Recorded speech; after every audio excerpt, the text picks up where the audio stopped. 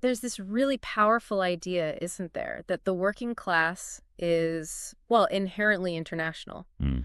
That workers everywhere, they're just naturally linked, a kind of global brotherhood, sisterhood, Yeah. united across borders by the struggle against capitalism. It's a very compelling narrative, It certainly. is. But Yeah. then you start looking at the actual history. Mm. You dig into the records of the big organized labor movements, not just the theory. And that whole romantic idea, it starts to look a bit shaky. Yeah, it often does. So today, that's what we're doing. We're setting aside the mythology, if you like. Our mission is a proper deep dive into the historical evidence. We're focusing on one of the oldest, most established movements, the British working class, its trade unions, and what they actually did regarding colonialism and global solidarity. And it's so important to do this because, as you say, the reality on the ground often clashes, sometimes quite violently, with that ideal. We've touched on this before, haven't we? Yeah. Looking at, say, German or American labor. Yeah. And the sources, well, they consistently point towards pretty deep-seated nationalism, sometimes even chauvinism dominating these big organizations, especially when there's an empire involved that provides some kind of benefit, however small, back home. Yeah, that benefit part seems key. Now, just to be fair, our sources do highlight one exception, particularly in the U.S., a really interesting, though short-lived one. The industrial workers of the world, the IWW. Ah, yes, the Wobblies. Exactly. And they genuinely seem to fight for that global solidarity, that militant anti-capitalism. They absolutely did. Their vision was radically different. But see, that's the thing with ideals versus reality. The IWW, they organized just a tiny fraction of American workers overall. And, well, they didn't last long enough in their peak form to really change the direction of mainstream labor politics there. A tragedy in many ways. It really is. So if the Wobblies, the group that really went for internationalism, couldn't get lasting traction in the U.S., let's pivot. Let's look at the original industrial giant, the big one, Britain. How did their working class handle being, the workers of the biggest empire the world had ever seen? Right. And you really need the context, the sheer scale of it all. Britain was, of course, the first major industrial power. So its working class emerged onto the world stage much earlier than others. Way back. Way back. And this history, it leads to the founding of the Trades Union Congress, the TUC, way back in 1868. 1868. That's early. Very early. And they became massive. Even today, the UK still has one of the highest proportions of working class people in the world. We're talking roughly 90% of the population. 90%. Wow. Yeah. Translates to over 25 million workers. So the TUC and associated unions, they're this huge established force within Britain. Okay, but here's the paradox then. And this, I think, really makes you pause and question their ability to achieve global solidarity. They've had massive struggles achieving unity, even within Britain. Absolutely. The data on union membership, union density, it tells a really stark story. If you look back at, say, 1979, unionization was pretty high. Over half the workforce, 55.8%. That was the peak, really. Right. But by the time you get to the late 1990s, it had dropped dramatically, under 30%. And the latest figures for 2024 show it's crashed even further, down to just 22%. 22%. Yeah. It's quite a fall. And it really underlines the point, doesn't it? If a movement with such a long history, such institutional weight, can't maintain unity among its own national workforce, well, what realistic hope is there for deep, meaningful, maybe even self-sacrificing solidarity with workers they've never met in colonies thousands of miles away? It seems unlikely. The focus almost inevitably turns inwards, protecting what you have at home. Okay, so let's take this powerful but, like you said, domestically fractured labor movement and put it right against the backdrop of the British Empire at its height. Think about that period, roughly 1871 to 1900, peak expansion time. A huge period of growth for the empire. Just try and picture the scale. In those 30 years alone, Britain adds another 4.25 million square miles to its territory, subjugates another 66 million people, and that's on top of places they already held, like, the massive territories in India. It's staggering when you think about it like that. I think standard Marxist theory, or even just radical thought, Yeah. would expect the working class in Britain, the imperial heartland, to be actively resisting this. You'd think so, right? Empire means war, exploitation. Surely that harms workers everywhere. That's the theory. Revolutionary opposition is the expected response. But, and this is what's so striking in the sources, the reality was, well, consensus. Broadly speaking, during this peak imperial era, The British working class generally accepted colonialism. They even seemed to approve of it. Not revolutionaries then. Not at all. Yeah. More like mild reformers. Their demands were incredibly tame when you look back. They basically just asked that native populations should be treated, justly. They should be assisted. And crucially, they bought into the whole narrative, didn't they? That British rule was somehow modernizing or civilizing. Exactly. That it was fundamentally a good project that just needed a bit of tinkering around the edges, not something rotten that needed dismantling. And this feeds directly into that point about economic self-interest we mentioned earlier. The sources really emphasize this. It wasn't just naive belief in a civilizing mission. It was also, perhaps unconsciously, rationalizing a system. A system that benefited them. Well, yes. A system that allowed their wages, their living standards back in Britain to be relatively stable, maybe even improve slightly. Colonial exploitation generated vast wealth, huge surplus capital. Right. And some of that inevitably trickled down. Or at least it helped soften the blows of industrial capitalism back home. It paid for reforms, perhaps, or kept unemployment lower than it might have been. That makes sense. And this acceptance, it went right up the chain. Union leaders who got elected to Parliament, to the House of Commons, they totally accepted the colonial system. They worked within it. Completely. Their reform efforts, as you hinted, were really limited. Okay, they pushed for basic union rights in the colony sometimes, and they did campaign to abolish forced labor. Yes, Angaria. That specific system of unpaid forced labor, often for things like road building. They were carrying goods for officials. Right, Angaria. But notice the limitation, again. Abolish forced labor, yes, but not the underlying exploitation, not the low wages, not the extraction of resources.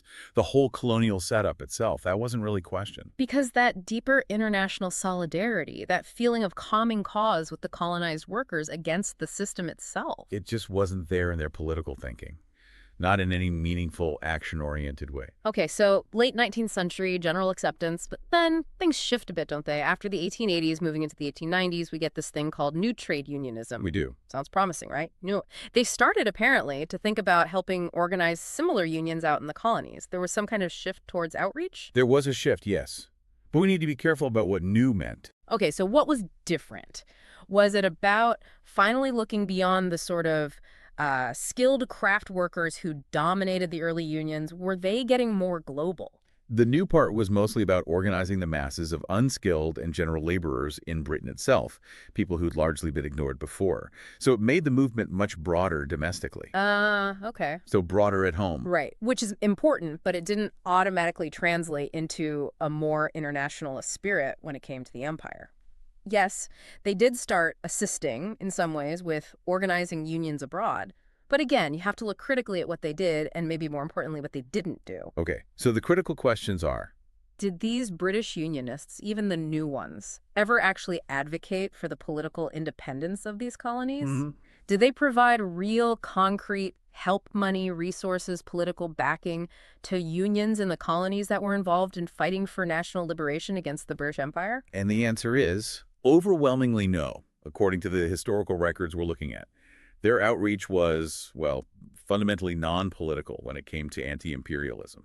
It was about exporting a British model of trade unionism, focused on wages and conditions, not challenging the empire itself. And we see some really stark examples of this failure to act. Think about the Turkish War of Liberation after World War I. A clear anti-imperialist struggle. Absolutely. And the British government was actively involved fighting against the Turkish nationalists. What did the British unions do? Nothing. Zero support for the Turks against their own government's imperialist actions. They basically just fell in line with the government position. Any idea of solidarity went right out the window. Just accepted it. And it was the same story in India. Right. A huge part of the empire. Massive working class. Identical situation. The Indian working class movement grew, but it did so largely on its own steam, driven by Indian nationalism or sometimes by communist organizers. It did not develop because of strong brotherly support from British unions. So what was the motive then, if not solidarity, when they did get involved in the colonies? Well, the argument put forward very strongly in our sources is that the underlying motive was essentially management and control, not real comradeship. Control. Yes. A really telling example is that TUC, the main British Union Federation, actively participating in something called the Colonial Development Advisory Committee. This was set up by the government in 1929, under the Colonial Development Fund Act. Hang on, colonial development? That sounds like they were trying to maybe improve Now, that conditions. was the official line, naturally, development. But how the TUC's involvement was viewed, both by critics at the time and by historians now, is very different. It's seen largely as a way for the British state, with the TUC's help, to manage and control the emerging working classes and unions in the colonies. Mm. The goals seemed to be preventing labor unrest from getting out of hand, from destabilizing the colonial economy, or, worse, linking up with independence movements. The TUC was, in effect, acting almost like an arm of the colonial administration, helping ensure that any unions that did form were responsible, apolitical, focused purely on bread and butter issues, and definitely not pushing for independence. And this pattern, this sort of tacit support for the system, or at least managing it, it didn't just vanish after the Second World War, did it? Even when the colonial system was clearly starting to crumble. No, it largely continued. Even as the anti-colonial movements gained unstoppable momentum, the majority of British workers and their union leadership, well, they either maintained support for colonialism or at best failed to really embrace those independence movements with any genuine enthusiasm or practical help. The focus was still on control. Control remained key. That's the consistent thread here. You can find reports, for instance, from bodies like the International Confederation of Free Trade Unions, which the TUC was part of.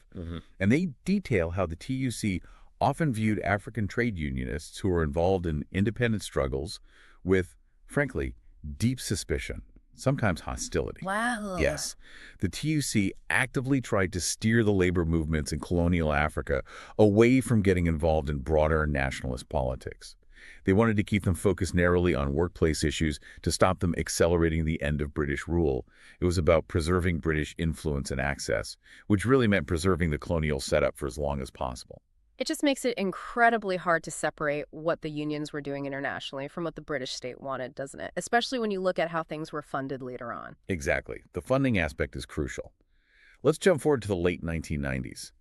We start seeing these modern aid programs, often called development cooperation. Right. So between 1998 and 2000, the figures show British unions were spending about, say, $110,000 a year on aid to unions in developing countries. Okay, $110,000. It's not a huge amount, but it sounds like something concrete, right? Real solidarity funding. It sounds like it on the surface, but you absolutely have to ask, where did that money come from? Okay. And this is the killer detail you find in the research. Only about 12% of that $110,000 came from the union's own funds. Members' dues, reserves. Only 12%. So where did the rest come from? The other 88%. Yeah. It came directly from the British state, from the government. Wow. Okay, that changes the picture quite a bit. It changes it completely. And the sources we're drawing on go even further. They make the pretty sharp claim that this state-funded aid wasn't just about helping unions. It was also used, at least in part, for intelligence gathering. Intelligence gathering, you mean spying? Essentially, yes. Monitoring political dissent, keeping tabs on labor organizing and potential troublemakers in the developing world, all under the guise of union-to-union aid, but funded by the state. It paints a very different picture of internationalism. That's a powerful claim. And it sort of explains the situation today, maybe? The lack of any real radical edge? It brings us right up to the modern landscape. British unions today, by and large, don't see employers as class enemies anymore. The language is all about being social partners. Right, partnership. They're deeply integrated into the national system. They aim to be non-disruptive, generally. So you don't find them taking strong stances against things perceived as modern imperialism? Exactly. You won't find the TUC or the big individual unions campaigning strongly against, say, the IMF, the International Monetary Fund, and its policies in the Global South. Or taking a firm anti-NATO stance, which critics would see as an instrument of Western power.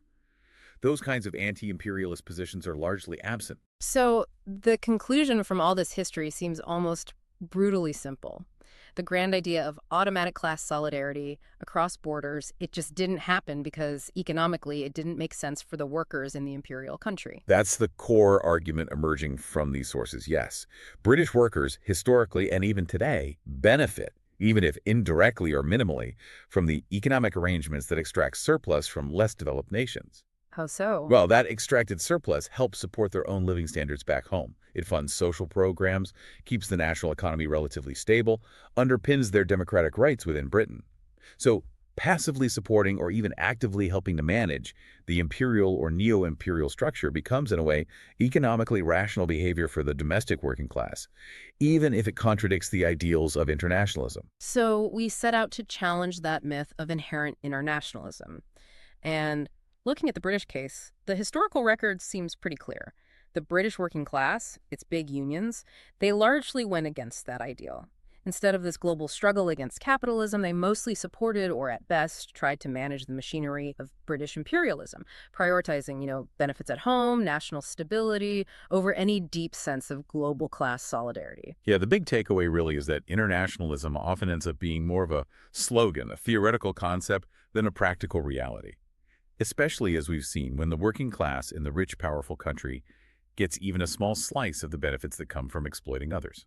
For the TUC and British labor historically, the perceived advantages of empire or the post-colonial arrangements consistently seem to outweigh the bonds of international class struggle. Which leaves you, the listener, with a pretty provocative thought to chew on, doesn't it? If that financial aid to unions in developing countries, even in recent times, was mostly funded by the British state, and potentially, as claimed, used partly for monitoring dissent, well, what does that tell us about the real source, the real motivation behind claims of international labor solidarity today? Is it actually worker-to-worker support, or is it maybe just a newer, more subtle way for the state, with union cooperation, to manage and control things globally? Something to think about.